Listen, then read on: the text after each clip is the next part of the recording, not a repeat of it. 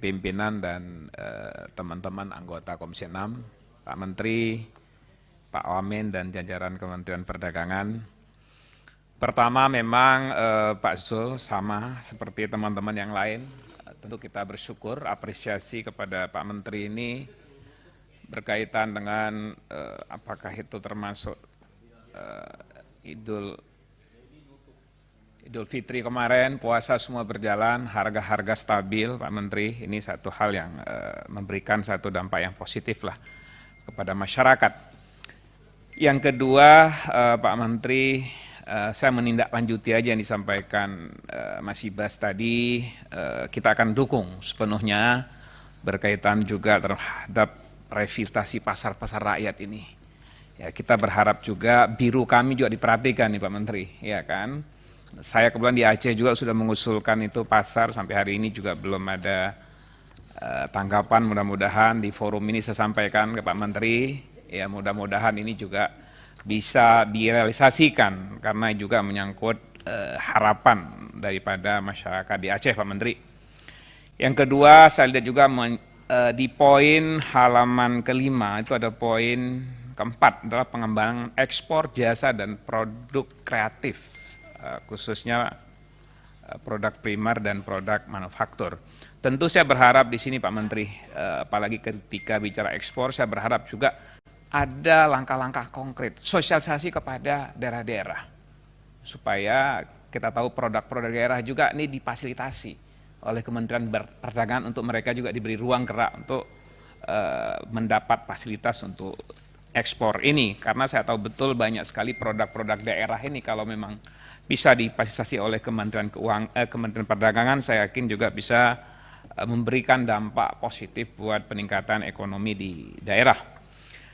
Yang berikutnya adalah berkaitan minyak goreng. Tentu kita bersyukur Pak Menteri sudah melakukan langkah konkret, yaitu pada saya lihat di sini 19 Januari ya 2022 itu pemerintah menetapkan kebijakan satu harga minyak goreng kemasan premium ya, yaitu sebesar Rp14.000 per liter. Artinya ini langkah-langkah ini saya yakin ini harus dipertahankan Pak Menteri, ya kan? Biarpun dalam pelaksanaan kita lihat ini hari ini banyak persoalan, termasuk kita lihat berkaitan dengan anggaran negara yang digunakan dalam mendukung subsidi, yaitu sebesar 7,6 triliun dari BPDPKS. Ini mungkin sebagian ditanyakan oleh teman-teman ya kan, yang rencana akan berlaku selama 6 bulan setelah ditetapkan ya. Tentu kita anggap hal ini menjadi catatan buat kita Pak Menteri. Kita juga berharap gambaran yang jelas mengenai bagaimana khususnya anggaran 7,6 triliun ya kan. Kita lihat di sini seperti apa posisi Kementerian Perdagangan. Kenapa? Karena ini juga banyak yang nggak paham ya, yang harus dibayar oleh BPDPKS, ya kan? Tentu langkah-langkah nanti silakan Pak Menteri sampaikan seperti apa. Ini penting menurut saya, jadi sehingga berkaitan subsidi ini jelas siapa yang bertanggung jawab.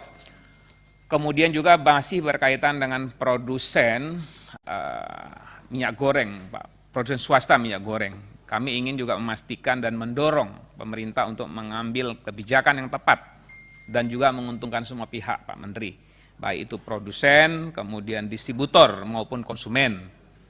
Kami tahu juga waktu itu kami ada audiensi Pak Menteri dengan Aprindo, mereka pun mengeluh karena besarnya piutang pemerintah terhadap pengusaha retail. Tentu dalam hal ini kita berharap dengan status minyak goreng satu harga ini juga ada solusi ya yang diberikan juga kepada asosiasi ini. Kita tahu betul peran mereka sangat strategis dalam rangka mendukung pemerintah berkaitan minyak goreng. Terakhir Pak Menteri, ini saya ingatkan kembali apa yang disampaikan Kang Heru. Ini mungkin waktu saya di Komisi 4 saya sampaikan juga kepada Pak SCS, Pak Sahrul. Ini berkaitan bagaimana monopoli dua perusahaan ini terhadap pakan maupun dalam rangka khususnya berkaitan ayam ini, ya kan? Saya tidak tahu nih sampai hari ini apakah itu dibiarkan ataupun ada langkah-langkah. Saya ingat betul ada perusahaan Caron Popan maupun Jakfa di situ Pak Menteri ya. Seolah-olah nih pemerintah nggak berdaya. Kita tahu betul banyak daerah ini para pengusaha-pengusaha kecil yang bergerak di sektor peternakan ayam nih rata-rata gulung tikar Pak Menteri, karena akibat disebabkan karena harga pakan begitu besar. Dan betul-betul, dan ada terkesan bahwa tuh memang yang masyarakat nggak akan berkembang, dia tetap mau nggak mau harus kerjasama dengan perusahaan-perusahaan seperti yang disampaikan tadi. Ini saya yakin tentu silakan Pak Menteri sampaikan ke pemerintah apakah melalui ratas, karena terus terang ini terjadi bukan sekarang. Boleh dicek di Sumatera, di Aceh, di Sumatera Utara, ini semua sampai di pelosok-pelosok desa Pak Menteri.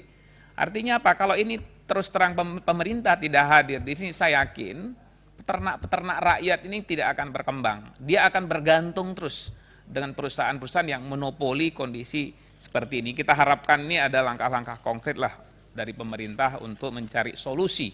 Apakah dengan ada satu BUMN, saya yakin biarpun sudah ada BUMN, belum ada yang concern betul bagaimana menangani persoalan pakan-pakan ini yang betul-betul menyentuh kepentingan masyarakat. Saya pikir itu pimpinan. Terima kasih. Assalamualaikum warahmatullahi wabarakatuh.